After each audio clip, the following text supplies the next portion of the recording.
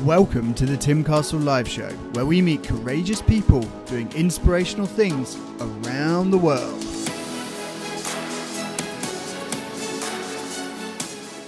Welcome to the show. You've had an amazing impact on my life. I mean, when I first found self-help and I came into self-help, after Think and Grow Rich, 177 Mental Toughness Secrets of the World-Class was one of the books I found next. And it really, really helped me just gain confidence. But you as an individual, you're a mentor from afar to me. You've kind of come into my life on my journey many, many years ago.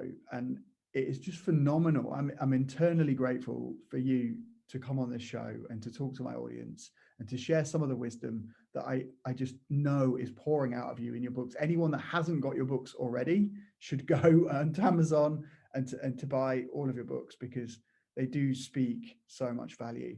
But thank you. Oh, thanks, Tim. I appreciate it. I appreciate the invite to be on the show too. Thanks for the kind words. Let's start with How Rich People Think. Now, that was a book that I found after the first one, obviously. But when we think about middle class, you say in the book that they believe money is complicated and world class believe that money is simple. Can you dive into that a little bit? Because I really felt that when you almost have this reaction to money and as a middle class thinker, rather than kind of what I have now, which is this love and this abundant mindset. Yeah, I think it's something that most of us are raised with, that money is this complicated thing that, it's beyond our understanding. And if we want to really attain a lot of money, then, we're greedy, and we're bad people, and we're narcissists, and all these things that people associate with wealthy people and rich people and all that kind of thing. And so we're sort of discouraged from, really attaining any amount of money or growing our wealth, or even having the ambition to become financially independent. It's looked down upon in a lot of places for a lot of people. And so we developed this negative, unhealthy relationship with wealth building. And as a result, even in the richest countries in the world, most people are struggling with money. And I think a lot of it really begins with the way that they think about it. Okay, yeah. So it's this perception we have of money, and I guess ideas around how money is generated as well, like where it comes from. Like it has to come from deception, it has to come from trickery, it has to come from, and I guess that's when the switch happened for me, was when I started digging into your stuff and I started really, like, the book is amazing, like How Rich People Think, because it walks you through very practically. And I love even in the first few chapters where you just outline this is how someone who's got a middle class mindset thinks at that kind of level of consciousness. This is how a world class thinker has. And you also point out that you're not kind of discrediting the average person like that. That's fine if you want to do that, but you're just going to show them what it would take to get to world class. So in that same vein, then, what is the difference between linear consciousness and non-linear consciousness? Well, in the context of money, I think the linear consciousness is more about, well, if I get a job earning so much money, then in linear fashion, I'll earn so much in a year. If I make so much an hour, in a week, in a month, and then over a course of years, I might get. You're sort of thinking as money as a progressive type of earning money as a progressive type of equation, whereas the wealthy really think about it in nonlinear terms. It's that because you can literally go from making an average income to an extraordinary income in a relatively short period of time if you find a problem in a free market, at least when you find a problem and you solve it. And like I say in the book, the bigger problem you solve, the richer you get. And it's really hard to argue with that. But I think we're not really taught that. I mean, I didn't learn that. I learned that by interviewing, self-made millionaires since 1984. So I guess that's 37 years, believe it or not. And that's what they taught me. They said, look, if you want to be wealthy in a free market economy, you have the chance to do that. Solve a problem. Find a problem that you have the ability to solve, or partially solve if it's a really big problem, and that you have passion for and they have interest in, and you have a skill set that surrounds that problem, and solve it. And the bigger problem you solve, the wealthier you become. It's really that simple. But I think it requires nonlinear thinking, because what we were just talking about, Tim, that we're not taught these things. We're taught to go get a job and be happy with that. And again, like you said, there's nothing wrong with that. It's just that you're going to probably struggle with money as a result, of that course of action in your life. And that was a theme that obviously over the last 37 years, when you're talking to these very well done self-made millionaires, these people that have acquired a lot of wealth, that was the theme that stood out. Then that's that. How does someone then, knowing that they've got to go out there and take a big idea, and the bigger idea that you solve, the bigger solution you put out into the world, the more value that you add into the world, the more money you get. How does someone who is caught up in their family, their friends, almost the system they're in is telling them to go a different direction, everything is primed for them to just take that next step, to trade time for money, to trade kind of that linear process, it's all there. How does someone take what you said and plant that seed? Yeah, that's the $1 million question for sure. I mean, it's hard for a lot of people because they are discouraged from sort of going out there and staking their own claim, if you will, because it's safer just to go get a regular job and sort of follow the proven path. You Mm-hmm. know, it's like when I grew up, it was like what you did was in our area in Chicago, was you went to school, hopefully you went to college, you got married, you had kids, you got a job, and and then you just pursued that path, which is fine. But that it was almost like there was no choice. I mean, that's what you did. And if you came out and said, well, I'm going to start a business, people said, whoa, wait a second. Now that's for rich people. I mean, you don't have that kind of luxury to do that. You know how risky that is, you know how much that could cost you everything. And you're really discouraged from doing it because, they say, oh, well, most businesses fail. Well, that's absolutely true. That's why you start another one. And if it fails, you start another one. And that's what most of us do. We fail our way to success, and then you hit one home run and everyone thinks you're a genius. But the truth is you've been failing the whole time along the path to success. But no one remembers when the failures if you hit one big home run or have one big success, then people don't tend to remember all the times you failed. But yeah, I think it's difficult, Tim. I think it really is for most people because again, the programming, the family around, the friends, so they're trying to protect you from these great failures. And the worst thing you can do probably is try to protect someone from a failure, because that's where you learn. And that's how we learn as entrepreneurs. We learn on the street. This is what we do. We go out there and we're a little bit crazy, maybe compared to most people, in the context of we didn't take the safe path. So we fail our way to success. And then finally, eventually, if we hang in long enough, we typically succeed because we failed so many times. We got the education that you need as an entrepreneur, to succeed. That's amazing. Yeah, that really speaks volumes, especially because a lot of the audience are entrepreneurs starting out. They're going against the grain anyway. They're stepping out, and the fact that you've got to persist, and it's not just what's seen on Instagram, what's seen on social media, what's seen in like you said, a one-hit wonder, a flash in the pan, like things that just, it seems as if it just happened, but you don't necessarily see all of those efforts, all of that time that's been put in, all of those failures. So yeah, I think the way you just explained that is it is you've answered the $1 million question by saying it's around how you change your thinking firstly, but then the actions that you take consistently over time to go back to it and to keep going back to the drawing board, to keep solving that problem, to keep pushing forward. So I think as well, with COVID-19, I'm not sure how the people that you've been meeting have been facing it, but when you talk to clients, when you talk to friends, when you talk to colleagues, people are a bit anxious, especially around if they maybe made quite a bit of money in 2020. I don't know, but things have been up and down. There's volatility. What is this thing around the middle class thinking around? They get a financial windfall, they're scared of losing it. But a world-class thinker, what would they do in that scenario? Well, I think COVID probably, with all the people I've been talking to in the last year since all this craziness has started with COVID, and we've all been going through the shutdown and all that. The wealthy class, I mean, the people I think that they're the abundance-based thinkers, are more conservative with their money, I think, than they were before, because I don't think anyone realized, could see there was a worldwide shutdown coming. So as you said, some people really benefited from it because they were in the right business for a shutdown.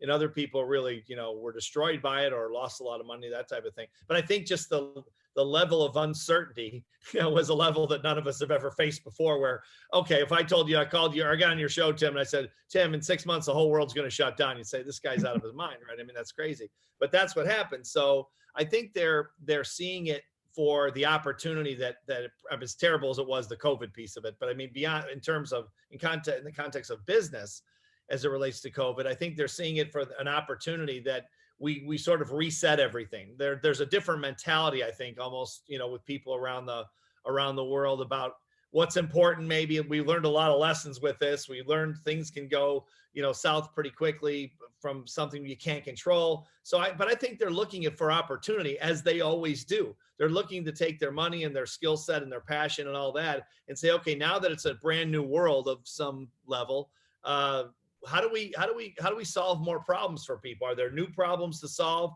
or do we just solve those problems in a new way? But there's all kinds of opportunities. They're always looking at everything through the eyes of opportunity. And typically the funniest thing about it, or the strangest, most ironic thing maybe about it is that they typically don't do it for the money once they have enough. They do it because they want to do it. And that's what makes them dangerous as entrepreneurs, in terms of dangerous in a good way, because they're doing it because they're passionate about it. They want to help people solve problems, because once you have enough money, then you don't think about the money as much. You just think more about, what do I want to do every day and what's fulfilling to me as a person, as a human being, and that's when it gets fun. When you can almost get out of the rat race, when you've got, my money isn't a problem, then you can spend your time going after what's really passionate. But actually, is it the case that you should then move, before you've got the money, to the passion? Oh yeah, definitely, no question about that. You've hit the golden lesson right there. Yeah. If you can start with the passion.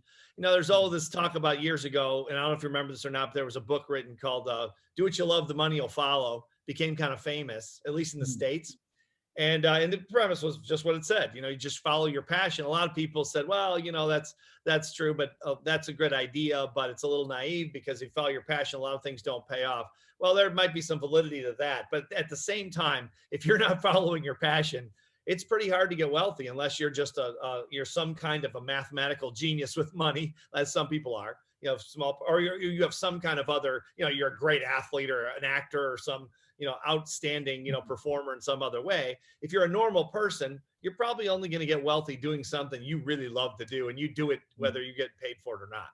And I think that, and it may sound naive to some people, but being in business for over 30 years, building businesses in 10 countries around the world, look, I'm just a small entrepreneur, but I learned a lot about when you get in the thick of a business where, it's all fun and games when you're making money, but when you're in the thick of it and you're trying to build it, if you don't love it, it's hell on earth. I mean, and if you do love it, well, then it's tolerable no matter how bad it gets. And if you have that, you become pretty formidable as a performer, as a business person. So I would start, as you said, with the love and the passion of it, for sure. Nice. So that's when you become dangerous. When you're willing to go all in, you go all in on something that you're passionate about. And because that means you're able to face those challenges, even as tough as they are, you keep going, and it's the ability to keep going that then eventually gets you to solve that problem. I think that's it, right? So say you're someone that's, you are going to work every day, you're changing time for money, you've heard this conversation, you want to then kind of branch out, you've got an idea, but it's that piece. What would you advise to that person that then they have an idea, they've got bills to pay, they've got a family, they've got commitments, responsibilities, and they, like, you couldn't just give it all up, in their head, they couldn't just switch and then go and, have a year where they try to build that business. What would you say to someone in that capacity? Yeah, I would start out by saying, know that you can do it. If you have a viable idea, where you're solving a problem, you can do it. Don't feel like, I mean, if you're thinking about this, and every entrepreneur goes through this, as when you're a young entrepreneur, or let's say a new entrepreneur, young or old, I think everyone goes through the same stage where you're maybe you've got a job, you got kids, and you're busy, and you're thinking, how am I going to pull this off? I don't have enough money. I don't have enough education. Everyone's telling me I'm crazy. Welcome to the club. Every other entrepreneur in the world pretty much has heard that, so you're in real good company of some really wealthy people. And pretty much every entrepreneur that's ever succeeded at any level has heard that from people and thought that to themselves. Whether you wake up at 3 a.m, you're driving to your job and you're thinking, there's no way I can do this. Maybe I'm just not smart enough, or I don't have enough, whatever. Know that you can do it, because after interviewing over 1,300 self-made millionaires, these are face-to-face interviews. We didn't have Zoom like this, back in the day. These are face-to-face interviews. And that's a lot over 37 years.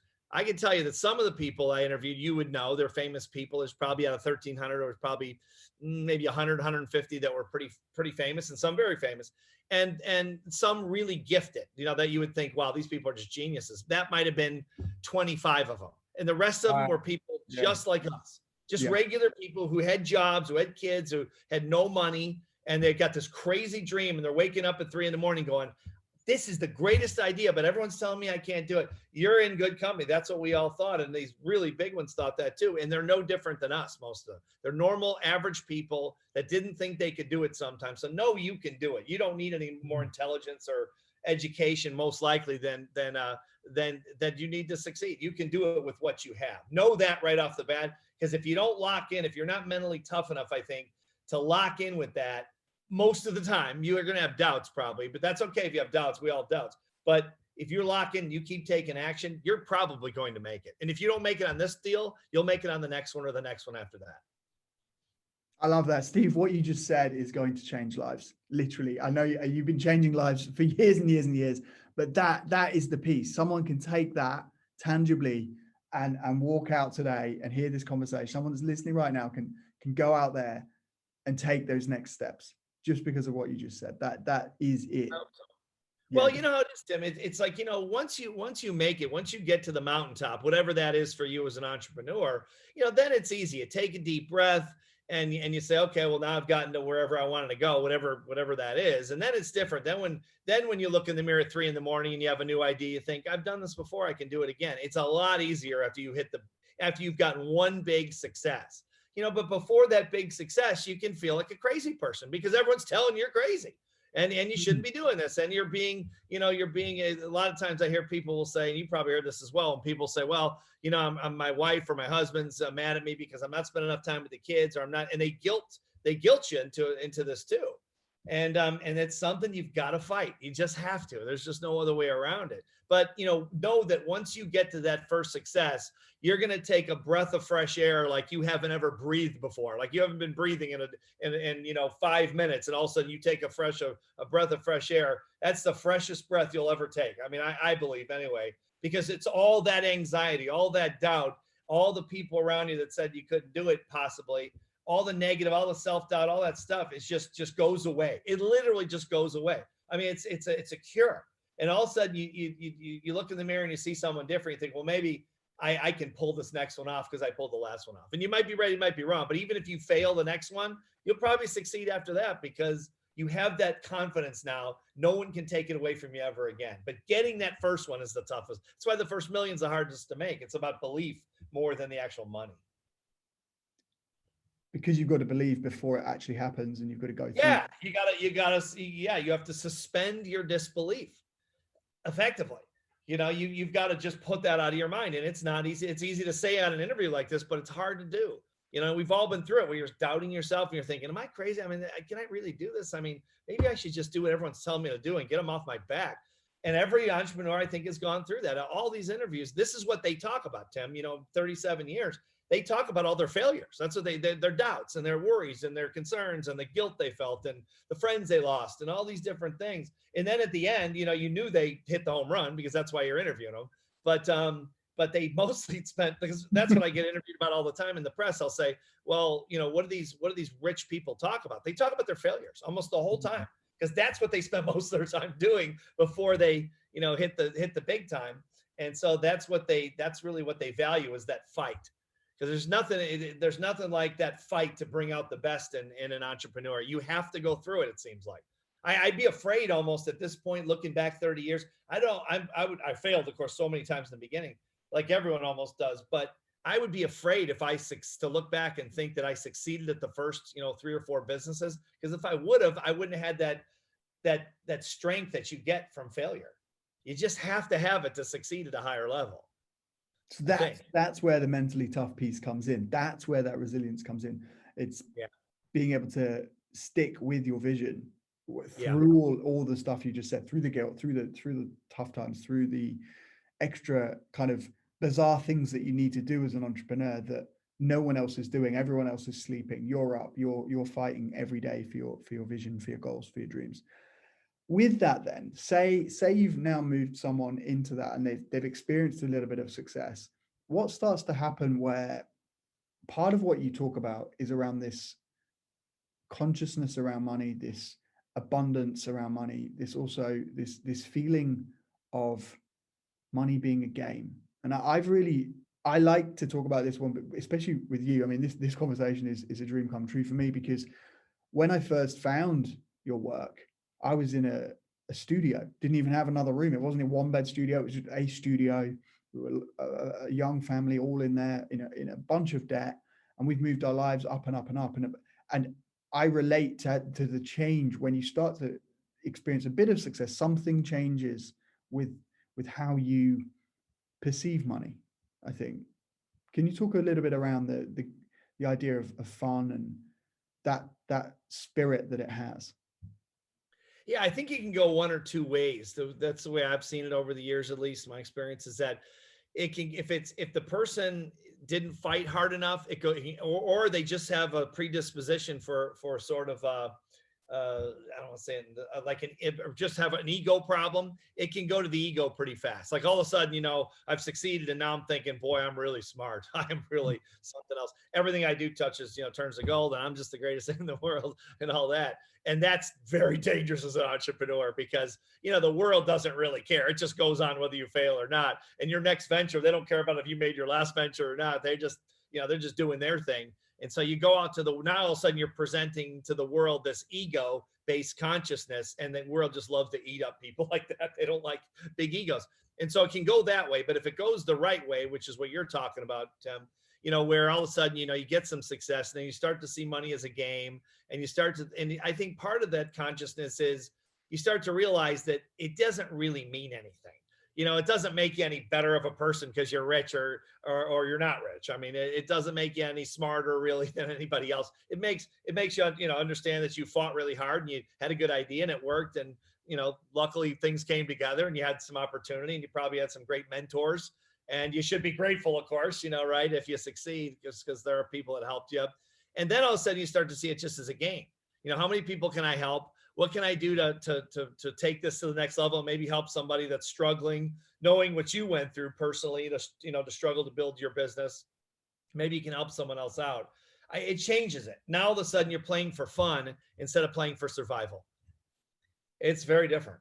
It's a lot more, and it's a lot more fun too, of course, as you can imagine. So, wow. And I guess as well then into that, if someone has had a bit of success, they then do take it down the ego route, and they do start kind of making bigger moves. They start, it's almost bravado. And then someone who is of a not world-class mindset sees that as a perception of what money does to people. It then fuels that fire that potentially money is evil, money is bad, money creates losers effectively, because that ego-based consciousness isn't going to then be able to see opportunities with the right light, isn't going to be able to go out there and add value in the same way as this second route that you described, where someone's potentially going out there and is able to throw themselves wholeheartedly into causes that they believe in, but also individuals, people. They're able to raise the bar. Can you tell that someone's going to go down one of those two routes before they experience success? Or would it be the case that you can't tell, and then suddenly they get success, and something at that point, when they take that breath of fresh air, changes? And maybe when do they decide? Yeah, I have not been able to tell. I've tried to predict that with people, watching people build businesses over the years, and thought, I've had several just in the last the last COVID period where people really jumped out and just their business exploded. And I predicted almost every one. These are like local people to me in Atlanta, and there are about 5 of them that I know personally. And I predicted none of them would have the ego thing happen, but it does happen sometimes. It's almost like it can be like someone. It's almost like someone who's never had alcohol before, and all of a sudden they just drank 10 shots of tequila, and they go from being really smart to really stupid like in 2 seconds. It's the craziest darn thing. I mean, it really, and I know I have not been able to predict. I always think I can predict it, and I'm usually wrong, because I watch these 5 people, and all 5 of them have fallen into this ego thing, and it's really dangerous, because all of a sudden no one wants to be around. It's not a pleasant mindset to really be around. And I think you have to really guard against it, because it is intoxicating. There's no question. I mean, all of a sudden, if you've ever had that big success, all of a sudden you have more money, you know what to do with, and you're thinking, wow, if you're not really prepared emotionally and mentally for a windfall or for some big success, then it can really be intoxicating. And it's very dangerous because now no one wants to deal with you. And all of a sudden, no one wants to partner with you. No one wants to work with you. And you're thinking, what happened? I have all this success. Yeah, but no one can stand to be around you because you're an egomaniac. And so, there's that.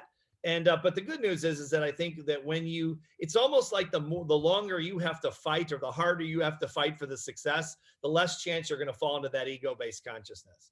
Because I think the person that succeeds after the big fight, again, takes that breath of fresh air and thinks, oh, thank God that the initial fight's over. Because man, I was barely hanging on for a long time.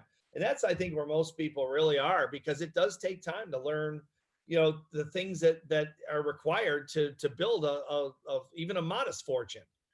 But once you get there, well, then, it's much easier, of course. But yeah, it's that ego thing is I think the real enemy of success. It can be something that, and the person doesn't even know they're in it when they're in it. They're just it's like the drunk. They don't know they're drunk. I mean, because they're drunk. They're not thinking straight until someone whacks them over the head or they sleep it off, and that usually happens, but it's usually a very harsh lesson. The world does not appreciate the ego-based consciousness. So it's hard to move up if you have that. Yes. The next million or the next level. Yeah, exactly. It doesn't come as easy. The whole thing has been spun on its head. It doesn't work. The equation doesn't work. And I guess gratitude plays a lot into that. And like, I know you talk a lot about gratitude, and I've certainly experienced that, where the more gratitude you have, even before you feel you get to that level of success or whatever your goal you're aiming at, it's being able to approach the universe and things that come into your world with gratitude. When you talk about mental programming and the role of truth and facts, what I found really interesting was what you talk about between the conscious and the subconscious mind, and how you can use mental programming with like facts, and the fact that the subconscious, it doesn't know, what you're feeding it. You can feed it what you want. Can you expand upon that? Because really, if someone has got a vision, a goal, a dream, and they're sitting there and they're determined not to become an egomaniac, they're going to go through the fight, they're going to keep going, how can they now then mentally program their subconscious mind to actually back them up? Yeah, that's a great question. You see the power of it. Like, I don't know if you guys are following at all our political climate in the States, but it's just insane. I mean, they like the level of insanity. I never knew it existed in this country. I mean, apparently I'm just totally naive because I had no idea. I think a lot of us just missed some of the craziness, and a lot of it is just programming. Like all these false things are being programmed to the masses, and half of this country is believing it, and it's just hard to believe they can believe it. And not to get political, because that's not the point, but my point is that you can program even millions of people if you've got enough power, in a negative way or a positive way, and they'll believe almost anything. We have people believing things that are so patently false that a 10-year-old wouldn't believe it, and we have millions of people that are believing this stuff because they've been brainwashed to believe it by powerful political leaders and that kind of thing. So if it can be done on a macro scale, it can certainly be done on a micro or an individual scale, negatively or positively. The proof piece we always use in the seminars over the years is that if you ever go to a scary movie, like I'm not a big horror movie fan, but if I've been to a few of them over the years, but you go to a horror movie, you sit in the theater back when we were sitting in theaters, and it's scary, and your palms are sweating, and you're like, run away, he's gonna stab you, he's gonna shoot you, and they always want to stand there and wait, and you're like, run, and you're literally, your hands are sweaty and you're nervous and you're kind of uptight. And I think that's why some people like those movies, because your conscious mind knows you're in a movie theater. Your subconscious mind thinks you're in trouble. It thinks you're in danger, and that's why you're sweating. Why would you sweat at a movie? Why would you be nervous at a movie? It's a movie. But your subconscious doesn't know the difference. It thinks it's real. It thinks you're in danger. Now, your conscious mind, of course, overrides and says, look, dummy, we're in a movie theater. It's a movie. You're going to be fine. Relax. Sit down. Otherwise, you'd run out of the theater. But the subconscious mind thinks it's real. And so we sweat and we get nervous and our heart beats fast and all these kind of crazy things when it's just a fantasy. It's just made up. It's a movie. So there's your programming. That's about as good as it gets. So your program example, it's possible to program your subconscious mind, even in your conscious mind, just by telling yourself over and over, I can do this. I can do this. I can make this happen. I I can find the mentors, I can find the people, I can find the resources I need. You just keep telling yourself that and you'll start to believe it, whether it's true or not. Emotional creatures can be programmed very, very simply. And if it's just on an individual level, we'd be our own best programmers because we know what we should want. Years ago, I was building a business and I had just lost millions of dollars in a deal. And my confidence was kind of down. And I was talking to a friend of mine. He's a speaker named Brian Tracy based in the US. And I'd known Brian for a long time. And I was talking to Brian. He was on my board at the time and one of my companies. And I said to Brian, I said, what's your best advice for me, Brian? And he said, just keep telling yourself, I can do it. I can do it. And see the image of where you're going with this next business and keep telling yourself every day, I can do it. I can do it. I can do it. He goes, you know how it works. You're going to start to believe you can do it. And that's what I did for 2 years. I'd tell Brian that every time I see him, I said, I just program myself to say, I can do it. And as simple as it sounds, it works. You start to believe you can do it because you've just brainwashed yourself into believing it. And so because you believe it, you take action toward what it takes to make it. And then it happens. And people, you tell these stories and people think you're crazy. But, it's hard. Steve. Yeah, coming from you, that's awesome just to hear that really happens to you and you really did the things that you're talking about. And this is what gets you from A to B. This is what gets you those stories and those things that you want to do. But when you talk about champions, then what I've experienced or what I've seen happen a lot is people who are hungry for more. They're always pushing, they're always expanding. But then there's people that are saying, well, isn't enough? Why are you always wanting more? You should be happy. You've made it. You've got some stuff going on. You've got a really good life. You should be happy with what is. What is this piece around dissatisfaction and the fact that like your capacity to earn, if you're not, say you're earning 50K, but you have the potential to earn 500K, this idea that it's your kind of responsibility to go after it. What's all this idea around being happily dissatisfied? Yeah, I think happily dissatisfied is a psychological term. And I think it basically just means that, you're happy where you are, but you're dissatisfied that you're not where you're still dissatisfied in terms of where you want to go. And it's a healthy state of mind because you're happy in your current position, whatever that means. Well, you could be broke and be happily dissatisfied, or you could be rich and be happily dissatisfied. It really almost has nothing to do with outer circumstances. It's more of a mindset. And that's why it's been studied by psychologists for years that what is it about these people that have almost nothing? People that live in small countries, maybe third world countries. Like I spent some time and had some businesses over the years in Costa Rica. And it's a 4-hour plane ride from Atlanta, a beautiful place and everything. The people have nothing. I mean, they eat rice and beans. They have nothing. There's coffee and bananas. That's what Costa Rica sells. And tourism is their biggest business. They have nothing. And they're very happy people. They're number one on the happiness index almost every year worldwide, Costa Ricans, the Ticos and the Ticas, as they call themselves. And they're just happy people. They have a predisposition almost for happiness. And I think so you can be happy, but be dissatisfied in terms of, where do I want to go next? Like, for example, a different example would be, my goal back in the day when I was like 20 years old was to retire when I was 30. That was my goal, to be a millionaire and to retire when I was 30, because I was interviewing all these rich people. And that's what they threw that out there. I thought, okay, I'll give it a shot. I have no idea. I have no money, but I'll give it a shot. What have I got to lose? And I didn't make it. I was 31 when I made my first, block of money, and I retired when I was 31. I sold my part of my business and I bought a place on a penthouse apartment in Fort Lauderdale, Florida. And that was it. 31 years old. My wife and I are retired and we got this money and here we are. And 3 months later, talk about happily dissatisfied. I'm thinking, you got to be kidding me. It's like you're in this game, this sport or whatever it is, and you're doing well and you win the big game, whatever it is. And then all of a sudden you're on the sidelines and that's it. It's over.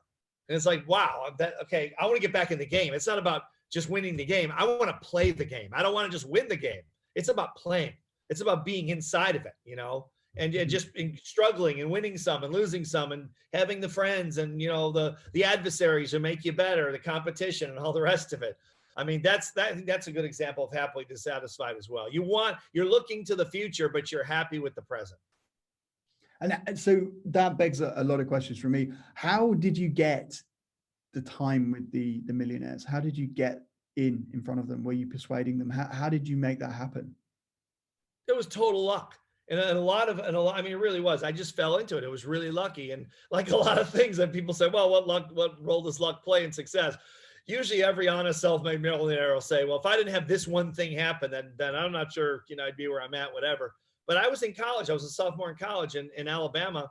And I was listening to, I'd grown up with rich kids on the junior tennis circuit, played kids from all over the world. And I was being groomed to be a professional tennis player.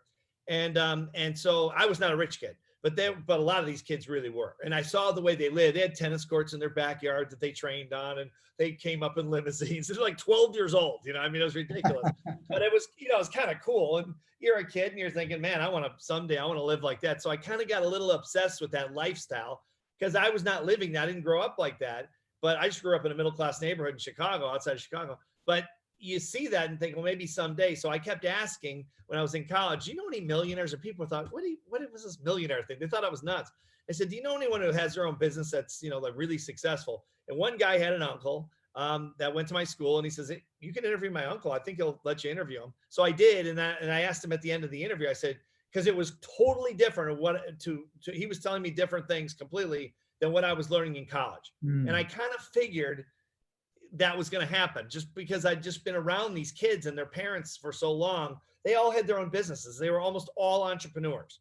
And these guys were telling them, my college back in the day in the 80s, they were saying, hey, I don't know what they say today, but they were telling us, hey, get a good job, get a good benefits package, work for 40 years, then you can retire to Boca Raton or some other place that's warm in the winter. and you're good, you're done. And I'm thinking, what if I don't live that long? Then I spent my whole life, that whole thing. So I asked him at the end of the interview, I said, do you have any other rich friends that I can interview? And he laughed and he said, all my friends are rich. And I'll never forget that. He just looked at me and I thought, okay, that's cool. I said, is there any way I could interview them? He goes, well, what do you want? Because some people always want things from rich people. That's why they like to be invisible for the most part. They don't want you to know they're rich. They want you to think they're not rich. And except for some people with big egos, that's the other side of it. But most of them are not like that I've met. And he said, what do you want from them? What are you trying to get? I said, I'm not trying to get anything. I'm just a college student. I just want to learn how they think because I think I'm missing something with my college education. They're not telling me this in business school or any other classes that I have. As a matter of fact, I went to my psychology professor, the dean of the psychology school at my college. And I said, I think I'd like to be a psychologist because I was always interested in that field. And he says, don't, this is what he told me. He says, don't do it. And I said, this is the dean of the school, of the psychology department. Telling me not to do it because I had his class. And I met with him after class and he said, don't do it. And I said, why? And he goes, this is exactly what he said, word for word, Tim. He said, you'll never get fat being a psychologist. He goes, start a business, do something else. And I thought to myself, that's got to be one of the worst pieces of advice I ever got. Because that's something that was like the one thing I was interested in. And I thought maybe I could make a business out of it or something like that. But anyway, so the guy connected me with another one of his millionaire friends. And then he connected me with another. And then I just went from referral to referral to referral. And literally 37 years later, I'm still in those circles. And because I've never asked them for anything. I never borrowed money never asked them for anything. I don't go to the press and talk about them unless they give me permission. I'm very low key and they've allowed me to stay in because some of these people are some of the wealthiest people in the world now. It's gone up over the years, And so I'm kind of a trusted person in that, or I hope so anyway, in that group. They trust me not to publicize things unless they give me permission and that kind of thing. So it just was luck. It's a lot of luck, really. Fantastic. I love that. Wow. Steve, thank you. It's been an education, Tim. I'll tell you, they taught me more about business than I ever learned anywhere else. Really incredible. So then that would be what you advise then, is around the networking, is around getting out and learning from people that have done what you want to do, where you want to go, going and spending time and behaving and adopting. Was that what then transcended your beliefs? You started picking up what they were saying and putting it into action. You started seeing things in a different way, almost pulled the curtain back for you. Yeah, I mean, I went to study psychology and mental toughness, and I was working with athletes, back in the day, some of the, biggest athletes, at least in the US and some in the world actually. Mm-hmm. And some really on the psychology side, and wasn't very big back then. And I just termed it mental toughness, not coined the phrase, but just I used that phrase, mental toughness, or that label. And then someone came up to me. I was doing some work with Olympic athletes and working with people like Andre Agassi, the great tennis player, and some other people. And this is 1989, 1988. And someone came up to me and said, you got some really good ideas here. They're kind of cutting edge. You have some success. I wasn't making a lot of money at all, but I was making a living, but that's about it. And they said, you ought to be a speaker. You ought to get in front of a microphone and go talk to people all over about this. You could take this all around the world. And so this is an example of I think of a lesson I learned from the Self-Made Millionaire. So I thought that sounds like a pretty good idea. I wasn't that nuts about public speaking, but I wasn't crazy about that. I was kind of afraid of it. But I thought, well, I could learn probably to overcome that. So then I started seeking mentors out. And I found this gentleman in Florida named Bill Gove. And they said, this is the 85-year-old king. They called him the father of professional speaking. This is the guy that almost started the industry. He taught every major speaker. And then people told me about this guy. And they said he runs a workshop. So I said, I'm going to his workshop. So I went to his workshop 4 times in a year, over a period of a year. And I got to know him, and I had no money. I borrowed all the money. I wrote credit card checks back then I didn't have the money at all. And he finally, I got to be friends with him, and I put a business proposal together. And lucky for me, he wanted to get back on stage. He said, look, if you'll get me back on stage at 85 years old, I'll teach you every single thing I know about this business. And I'll introduce you to everyone you ever wanted to know, because I've taught almost all of them. And then I said, hey, where do I sign? Right. And that was just a luck. But that, over the 5 years that he was alive, we did 5 years until the day he died. He introduced me to the best speakers in the world, the biggest people in the world that did this. And he mentored me and walked me along a path. And within 5 years before he died, I was in the top 1% of professional speakers income-wise in the world. And people say, well, how do you do it so fast? I had a mentor. All I had to do was follow what the man told me to do. The crazy thing, Tim, is that all these people that were around him in the state of Florida and in the speakers groups knew him for years and never asked him to mentor them. I to this day, I have no idea why. The guy knows all these things. He's forgotten more about this business than most of us will ever know. And he's sitting there right there, and they just don't ask. And so when people said, how did you do it so fast? I had a mentor.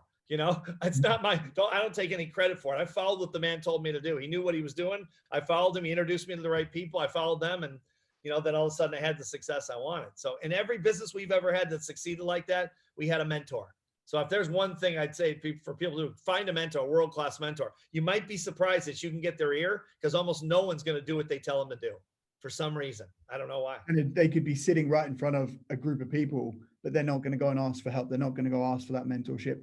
But you come along, you spot the opportunity, you're like, whoa, I walk up to him and ask him, and then I do what he says, and then we go for it.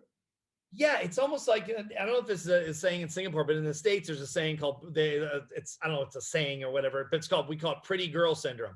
And pretty girl syndrome is the best looking girl in the town or the school or whatever it is sitting home on Friday and Saturday night because no one's asking her out. And people say, well, how could she's beautiful. My God, she's a model. How could people not ask her out? Well, for whatever reason, they're afraid or whatever it is. So she's not getting any invitations. These mentors, these world-class mentors, they're either not getting invitations, or they get invitations and the people don't do what they tell them to do, because you have to jump through some hoops sometimes. They get frustrated with that because people, they want to get the mentor, but they want to do what the mentor tells them, or some version of that. But if you find a mentor and you do what they tell you to do, how do you miss? It's impossible, because they've already done it. Or you can, another phrase that Brian Tracy, bringing up Brian Tracy again. Brian told me one time, he said, look, you can learn all this on your own, but it'll take you 300 years to do it. You might as well get a mentor, do what they tell you to do, and succeed fast. And I think that's a pretty good formula for success. I think he's right.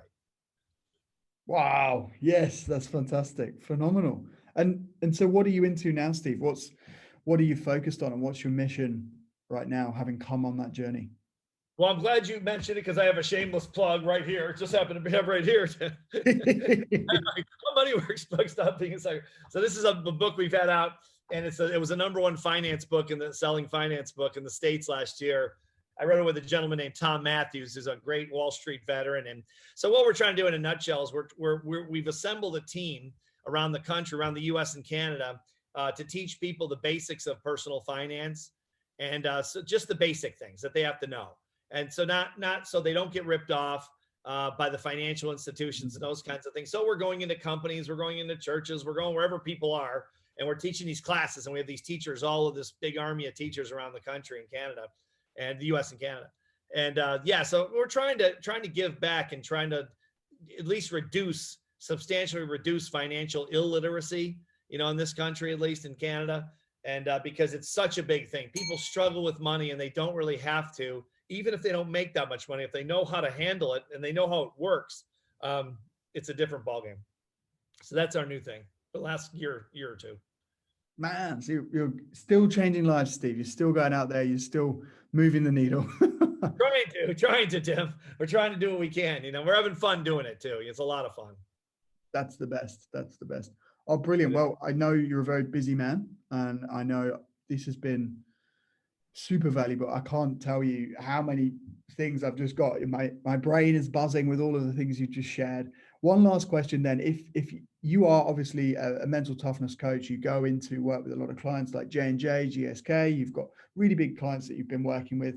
You go in and you train those big sales teams. What is the one thing that you keep telling these sales teams to do, but they don't do, that you constantly keep seeing come up as a thing that someone would hear from you? And yet again, they just need to be told. They need to be told because it's so important. Yeah, that's a great question. The one thing more than anything else, it's a hard lesson for anyone, any emotional creature, it's the first chapter in the 177 book I wrote. And that's the only chapter I made sure was number one. All the other chapters, people ask all the time at book signings, they'll say, well, did you put the 177 chapters of which in order, or how was it? No, I just wanted number one to be number one, because to the point of your question, this is the number one thing I think that most of us miss: objective reality, operating in objective reality, seeing yourself as you are, not the way you wish you were, when you're analyzing your performance, whether it's sales, which is, what I do with the companies, I work with the sales teams, or an entrepreneur trying to build a business. Like I know, for example, out of objective reality, in 30 years, I'm not good with paperwork. I'm not good with organization. I'm not good almost with anything for that matter. I mean, my God, I'm damn near worthless. And most people would probably say I'm almost worthless as an entrepreneur, except a couple of major things. I can sell, I can structure deals and that kind of thing, but I'm almost worthless at everything else. Objectively, I know that based on my track record in those areas. So I've hired those things out, because it's just going to take me too much time to get good at them. And I'm probably never going to be that good at them. So I just focus on the one or two things that I'm actually competent in.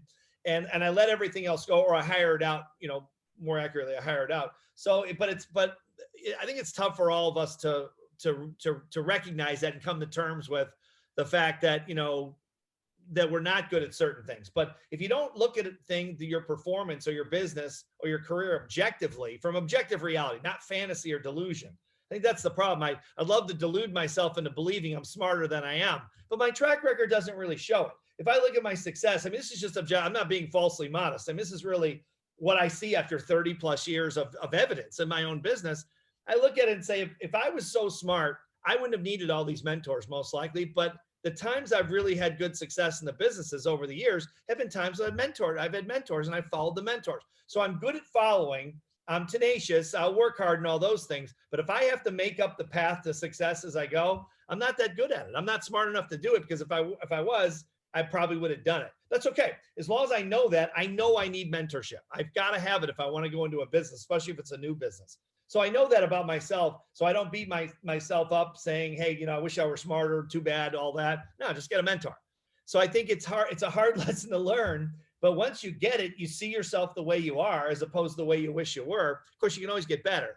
But I believe in what Tom Rath wrote in StrengthsFinder for the Gallup organization. We worked with them years ago. And he said, StrengthsFinder just means focus on your strengths and hire your weaknesses out as a business person. Or you're going to get better at your weaknesses, but you're never probably going to be great. But your strengths, you can get really, really good at. So I've kind of followed that model. But I think that's the one big thing to your question that's hard for people to accept, because I think our self-esteem might require that we convince ourselves that we're better at these things than we really are. And some people, of course, are great at a lot of things, but I'm not that person. But it's okay. You can hire those things out. You can work your way around your weaknesses, and then you focus, like Rath says, focus on your strengths, and then you become very dangerous, because you're not living in a fantasy. You're not operating from a fantasy. You're in the real world. You know who you are, what you're good at, what you're not good at, and you're moving forward like a steaming locomotive going down the track. Beautiful. Steve, thank you. That is so impressive. Thank you so much. It's been a dream come true to talk to you. I'm over the moon. Like, everybody on listening right now needs to go out and get into your stuff. If you're someone that's starting the journey into self-help, into mental toughness, these books, 177 Secrets of Mental Toughness and How Rich People Think, as well as How Money Works. Secrets of Self-Made Millionaires is also a really good one for the kids, right? That's this one. Shameless plug. Yeah, so I'm reading that to my boys now. Yeah, on the shameless plug, Tim. You know what I mean? Yeah, it's great. It's great. You do a page a night and work through that with your kids, and you start them early. So that's what we're doing. But Steve, I really appreciate it. So much gratitude for you coming on the show and sharing your message with the audience, and also just speaking so candidly about the questions that I had and really sharing those answers with us. So thank you. I appreciate the invite, Tim. I appreciate all the kind words as well. It's my pleasure.